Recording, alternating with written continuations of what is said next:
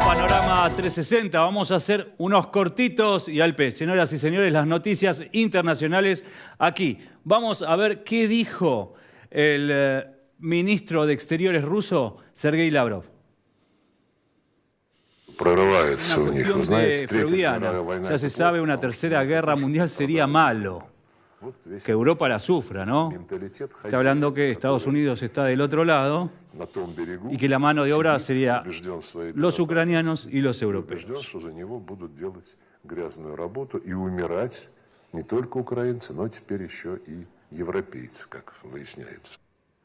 También Lavrov amenazó con una escala nuclear. Vamos a la segunda nota y estamos hablando del cambio climático. Veamos qué dice la ONU acerca de esto. We have doubled the sea level rise during the past 20 years.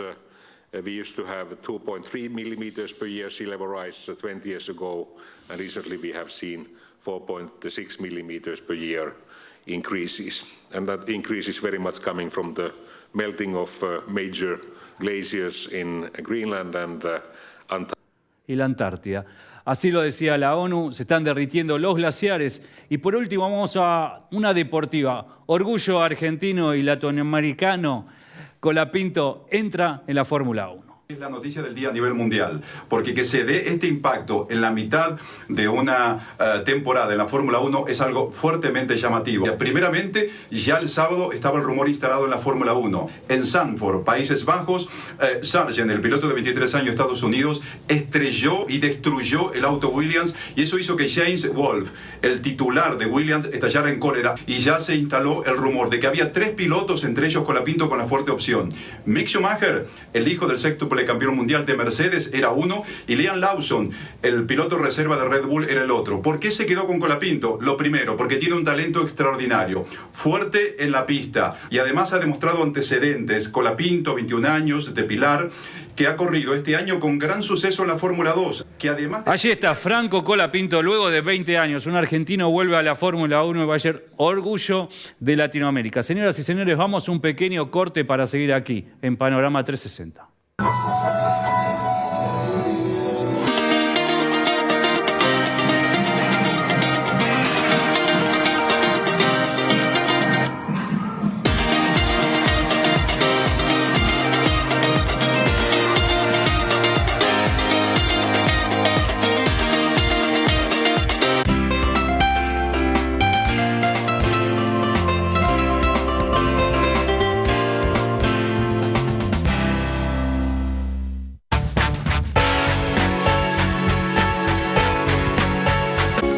Pinturería Janina le da color a su vida. www.pintureriayanina.com.ar.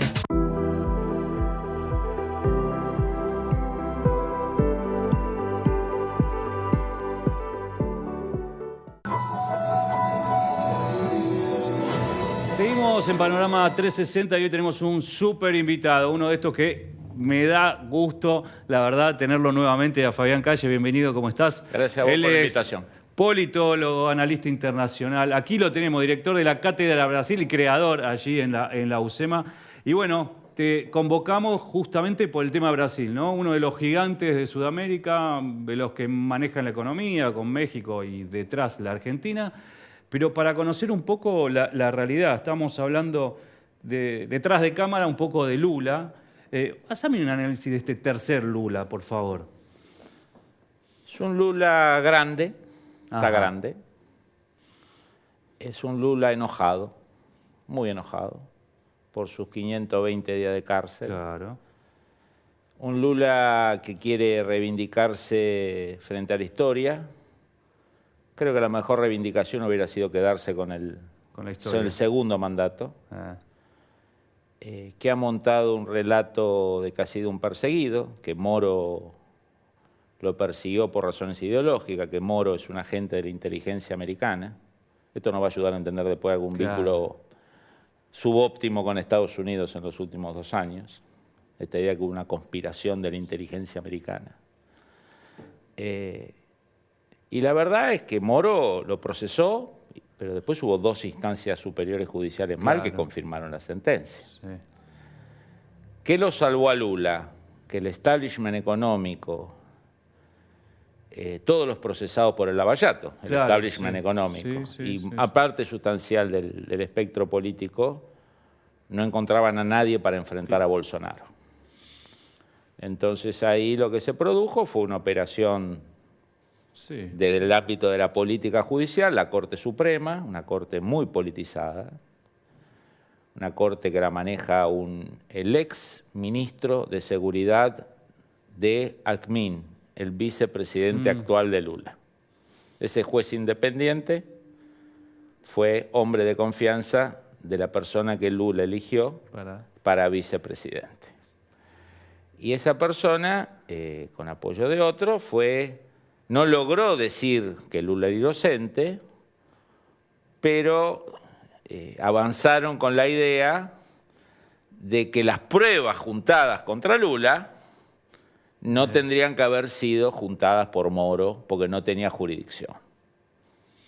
Bueno. Una picardía casi argentina. Sí, una picardía casi argentina. judicial, claro. Bueno, Lula se liberó, fue liberado, con mucho enojo, murió su esposa, estableció una nueva relación con una señora más joven que él, muy ambiciosa, muy ideologizada, que se mete mucho en la política chica y grande de Brasil y que creo que aspira a tener protagonismo ella. Me voy a parar para acá para mostrarte la comparación de los dos gobiernos. Estamos hablando, esto es una encuesta creo que de hace 2 meses, desde abril, ¿no? Ahí viene. Las dos curvas que se cruzan. Estamos hablando en comparación de los gobiernos de Lula y de Bolsonaro, y aquí esta cruza es casi que la opinión pública admite, ¿no? Mayo, ¿no? Estamos hablando de mayo. Yo creo que eso ha seguido subiendo. A ver, expliquémoslo por favor, si puede, Fabián.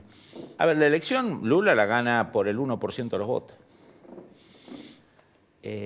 Con un aparato judicial que prohibía publicidades de Bolsonaro. Bolsonaro era presidente y la justicia le daba de baja publicidades por ser ofensivas, una cosa... Sí, muy particular. Muy particular, ¿no? Cuando decía Bolsonaro es un dictador, digo, mira, a los dictadores no le bajás publicidades, ni le cerrás cuenta de Twitter, ni le cerrás cuenta de Instagram, ¿no? O sea, ahí hubo una movida muy grande, de la administración Biden también, y de sectores que necesitaban que el Lava Jato terminara. Claro, estamos hablando de grandes fortunas lo y que pasa grandes fue empresas. mucho tiempo, mucha exposición y mucha gente que estuvo expuesta. Y aún con todo ese aparato económico, mediático en contra, Bolsonaro empató la elección. La perdió por muy escaso margen. Y además por otro motivo que le pegó a Bolsonaro fue el tema de la pandemia, ¿no? Claro, bueno. Donde él tuvo una actitud muy dura en el sentido de expresarse, no logró empatía con los sectores no ideologizados, los centristas. A lo mejor esta gente hoy está arrepentida, pero diciendo, no, este tipo... Lula no me gusta, pero este tipo dijo cosas muy duras en la pandemia, ¿no? Esta idea de, bueno, no hay que vacunarse, sálvese quien sus pueda. actitudes, salía sin esa barbijo, cosa áspera, que a lo mejor sinceras, ¿no? Porque a lo mejor otros piensan lo mismo. No políticas, no políticamente correctas. No políticamente correctas. En política la sinceridad no siempre paga. Es un suicidio a veces. Y creo que ese pequeño porcentaje de indeciso le terminó dando la victoria a Lula por muy estrecho margen. Y después lo que hay es claramente ese mismo poder judicial muy politizado, muy ideologizado y que teme mucho el regreso de Bolsonaro. En estos 2 años ha tratado no solo de liberar a todos los presos del Lava Jato, de la mega causa de corrupción, grandes empresarios y políticos, sino buscar prohibir la candidatura de Bolsonaro, que de hecho le han prohibido presentarse como candidato presidencial hasta el 2030. Claro, así no compite. Y además, digamos, todo un aparato económico judicial muy fuerte, que busca no solo que ganara a Lula, sino tratar de desarmar toda la posibilidad del regreso de Bolsonaro. ¿Cuál es la contracara de esto? Que la economía brasilera no anda bien. Obviamente, si uno la compara con Argentina y otros países, no es el punto de comparación. Brasil se compara con el mismo antes. Claro, lógico, sí. La tasa de interés es muy alta, Lula habla muchas veces de más, se pelea con el presidente del Banco Central, aumentó brutalmente el gasto, aumentó brutalmente los impuestos, tiene un parlamento, el parlamento brasilero es el poder en Brasil. Sí. El poder está en el parlamento, tiene un parlamento muy fragmentado y cada ley le sale una fortuna, porque hay que comprar almas y satisfacer almas masivamente. Sí. Entonces la economía para el estándar brasilero no anda mal, pero tampoco anda bien. Y Bolsonaro es una persona que mantiene una capacidad. Las calles son de Bolsonaro. Cuando Bolsonaro convoca una manifestación, son avalanchas de personas. Cuando el PT convoca una manifestación, son absolutamente raquíticas. Todo lo contrario a lo que era antes Brasil. Sí, ¿no? por Digamos, supuesto, la izquierda tenía la calle y la derecha o el centro manejaba los... Bueno, pero es interesante el proceso, cómo cambió. O sea, no es menor lo que estás Y describiendo. además una sociedad que está totalmente polarizada. Sí. Esta encuesta muestra un cabeza a cabeza. Sí. Seguramente esa curva se cruzó un poquito más. Pero hay un proceso para los que hemos seguido Brasil de hace mucho tiempo, es verdaderamente sorprendente lo que está pasando en Brasil. Porque hay un proceso, yo en chiste a mis alumnos y a algunos colegas brasileños les digo, un proceso de argentinización de Brasil. Ajá. Digamos, Brasil siempre era un gran centro, el PMDB estaba en todos los gobiernos, a veces apoyaba un poquito a lo de derecha, un poquito a lo de izquierda. Los que terminan de definir con esos pocos puntos. Ellos estaban ahí, gobierno. siempre tenían ministros, siempre tenían los senadores decisivos, los diputados decisivos. Un país con gobernadores muy poderosos, muy poderosos, con una clase empresarial muy poderosa y un presidente con poco poder, siempre. El presidente brasileño es un presidente con poco poder, a diferencia del caso argentino, que si ahí tenemos una persona que ejerce el mando, tiene poder. Entonces, todos los especialistas en Brasil están desorientados, en el sentido de que ven un país faccioso, ven una justicia, digamos, excesivamente politizada y partisana. De hecho, acaban de echar a Twitter de Brasil, digamos, ¿no? Porque Elon Musk osó defender o decir que Bolsonaro, digamos, ¿no? Estamos hablando también de prohibir a Elon Musk Starlink, que no haya antenas Starlink, digo, un tufillo... Sí. A ver, ese tufillo no suena interesante, y más sabiendo lo que está sucediendo en Venezuela, ¿no? Que todavía, de alguna manera, se está esperando qué dice Lula de toda esta situación, ¿no? Por supuesto que las actas se muestren y papá, pero podría definir mucho lo que diga Lula en ese sentido, por lo menos regionalmente. Bueno, Lula siempre fue el padrino de todo esto, ¿no? Sí, pero ahora está muy expuesto todo, digamos. O sea, ahora te jugás mucho, digamos. Por eso, digo, Lula, cuando cae el muro de Berlín, en América Latina se forma un ámbito, un foro, que tiene dos fundadores. Uno es Fidel Castro y el otro es Lula. Es el Foro de Sao Paulo. Claro, sí. En esa división de tareas, además es un Lula nunca se exiló durante la dictadura. Lula nunca fue perseguido durante la dictadura. Tuvo unos pocos días preso, que su famoso fotopreso, pero no fue torturado, no fue exilado. Y de hecho, cuando uno habla con gente de esa época, funcionarios de esa época, militares, civiles, empresarios, él era un hombre de diálogo con los militares. Era el sindicalista pragmático, como el sindicalismo peronista, ¿no? Sí. Esta idea de se puede hablar con ellos, se puede hablar, ¿no? Y Lula era de ese segmento, no del ideologizado, revolucionario. Era un tipo que el proceso, en los 20 años de gobierno militar, no lo afectó. Está bien. Y después, a partir de cuando ya no había más peligro militar ni nada, se empieza a vender como de izquierda dura. Crea el Foro de Sao Paulo, eso le da una chapa de coequiper de Fidel Castro, y siempre jugó a padrinar los izquierdismos autoritarios, sin poderlo trasladar a Brasil, porque Brasil tiene anticuerpos muy fuertes. Sí. Y en su primer y segundo mandato fue muy prudente en lo económico. En política exterior hacía un mix. Le daba manija a Kirchner. Claro, armó todo. El famoso Organicémonos y Vayan era, ¿no? Sí, sí, vos ya lo habías comentado. Y después el buen vínculo con el presidente. Él quería ser el niño bonito en Washington. Claro. Y el mensaje era, mira, estoy rodeado de locos. Tengo a Evo, tengo a Kirchner, ayúdame, yo me voy a hacer que soy antiamericano, pero yo te lo manejo. Los americanos no le interesaba mucho la región porque no había amenaza y dejaron hacer este juego, no que los americanos fueran idiotas. Estaban entretenidos en Irak, en Afganistán, en Al-Qaeda. Sus preocupaciones. Y bueno. Lula 3 ha perdido esa flexibilidad. Digamos, la vez pasada dijo Israel mató 12 millones de palestinos. O sea, mató los 7 millones que existen más 5 por nacer.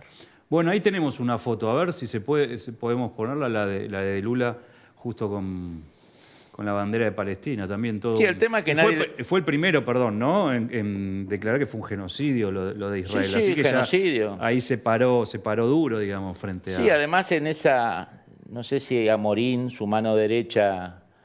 Y un famoso antioccidental de la diplomacia americana, Celso Amorín, de la diplomacia brasilera. Sí, sí. No sé si alguien le dijo qué quiere decir la bufanda esa. Ajá. Es el regreso a Jerusalén. Esto es una declaración. Jerusalén para Palestina. Sí, ¿no? sí, por eso. Jerusalén está dividida en 4, digamos. Sí, bueno, ahí parece que es toda. Pero ahí es toda. Claro, a eso digo, cuando ya hay un poder que desea Jerusalén, ya se está replanteando mucho. No, entonces... También es las tensiones esas también, ¿no? Cuando Trump en su momento apoyó la embajada también. Bueno, digo, es una ciudad también muy... Él sobreactúa el tema anti-Israel. Las Fuerzas Armadas brasileñas están muy preocupadas, porque Israel tiene mucho rol en la modernización de las Fuerzas Armadas brasileras, ¿no? Le pasa algo parecido a Boric, ¿no? Claro. Los presidentes, en una época, cuando uno estudiaba ciencia política, a uno le decían que los presidentes, antes de decidir cosas importantes, consultaban. Claro. ¿En qué me afecta este tema? Bueno, Lula creo que no habló. La Fuerza Aérea Brasilera hace 15 años que está en un proyecto enorme, costoso, que se llama la incorporación de los aviones sueco-británico Gripen. Bueno, todo el cockpit, todo el comando y control del avión es israelí. Entonces la Fuerza Aérea está rogando a Dios Que no se quiere. Sí. porque ya han pagado. No, a veces uno no entiende esas declaraciones. Parecen no conocer todo, ¿no? El comando. No, o digamos. el propio caso de Ucrania. Tiene declaraciones sobre una de sus, digamos... Cuando termine el mandato podemos hacer un documental de la frase de Lula, las volufrases. Una es maravillosa, hubo guerra porque Ucrania se defendió. Si Ucrania no se hubiera defendido, una cosa maravillosa. O sea, la Segunda Guerra Mundial... Hay para analizar ahí. La Segunda Guerra Mundial la inició Polonia, Claro. porque se defendió. Si hubiera dejado que Alemania entrara y lo hubieran recibido con masitas, Sí. música y besos, ¿no? Y así tenemos posturas muy fuertes. Y transformó en los últimos 2 años a Brasil en el principal importador de gasoil ruso, por ejemplo. Es el primer comprador en el mundo de carburantes rusos. Claro, ya cuando tenés ese tipo de relaciones de ahí implican otras cosas, otros favores, otras Y después cercanía. un diagnóstico que es muy de Amorín, su mano derecha, en política exterior, un tipo profundamente antiamericano, que está esta idea que el futuro es China, el futuro es Rusia, que el mundo es súper multipolar, que Estados Unidos está en declive. Bueno, es un diagnóstico Parcializado. No, bastante digamos, sesgado, ¿no? Sí, sesgado, que hable con los empresarios brasileños a ver cuál es la moneda de reserva. Si vos tenés en tu Banco Central 400.000 millones de dólares de reserva y decís que Estados Unidos está en decadencia, lo primero que tenés que hacer es un cambio de cartera, digamos, ¿no? Tal cual. Bueno, don Fabián Calle, la verdad súper interesante, detallado. Si no conocían Brasil, creo que después de esta entrevista ya sabemos de qué la da la actualidad de Brasil. Te agradezco estar acá presente. Señoras y señores, vamos a un corte y para seguir luego aquí en Panorama 360.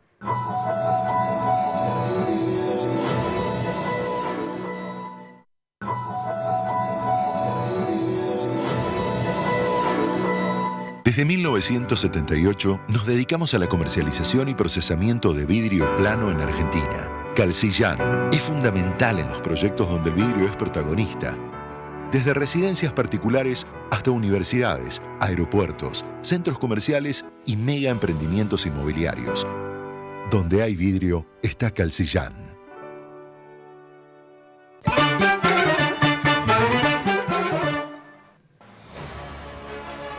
Noticias de la República de Armenia en idioma español. Armenia y Kazajistán profundizan la cooperación en el ámbito de la justicia. Nicole Pashinyan, el plan maestro de la ciudad académica está listo. Gohar Harutyunyan, campeona europea de tiro.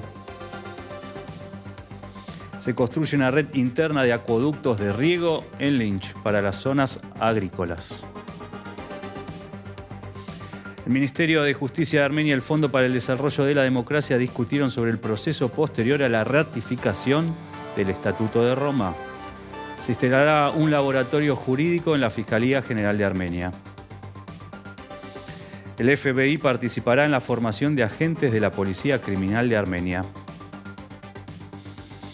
Ex guardaespaldas Dilian Aliyev, el presidente de Azerbaiyán, fue encontrado muerto en un hotel en Turquía. Representantes de la Cruz Roja visitaron a los armenios detenidos en Bakú, Azerbaiyán. El primer ministro de Armenia encabezó la discusión sobre las principales disposiciones del proyecto de ley de la educación superior y la ciencia. Nicole Pashinyan presentó las prioridades y desafíos de la política exterior a los diplomáticos armenios. Se reunieron todos los embajadores allí en Armenia. En Dilijan, Ararat Mirzoyan se refirió a temas prioritarios de la agenda política exterior en la reunión con los embajadores. El presidente de Armenia, la presencia de embajadas en diferentes capitales contribuye al fortalecimiento de la cooperación con socios internacionales. Sulen Papikian y Olivier de Cotigny discutieron sobre los programas de cooperación entre Francia y Armenia en el ámbito de la defensa.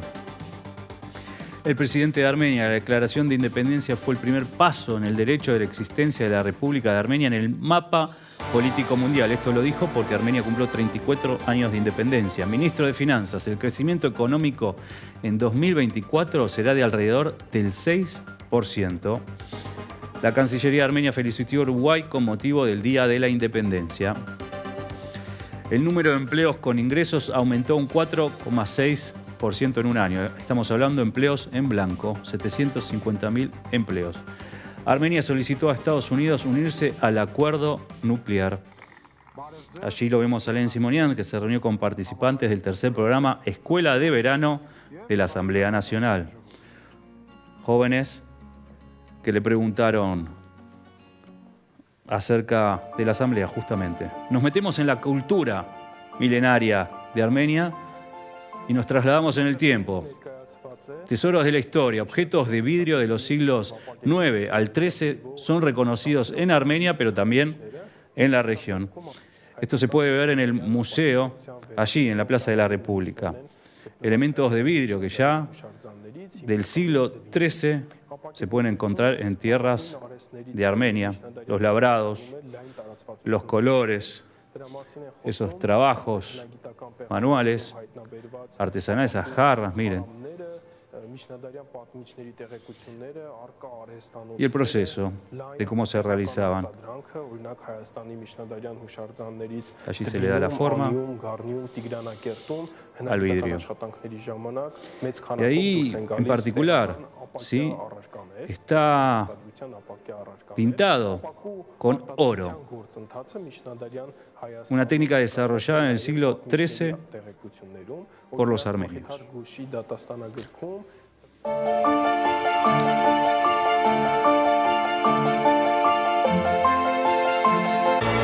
Y así culminamos el programa del día de hoy. Señoras y señores, muchas gracias por haber estado aquí con nosotros. Esto es Panorama 360 para UCL, noticias de Latinoamérica para el mundo.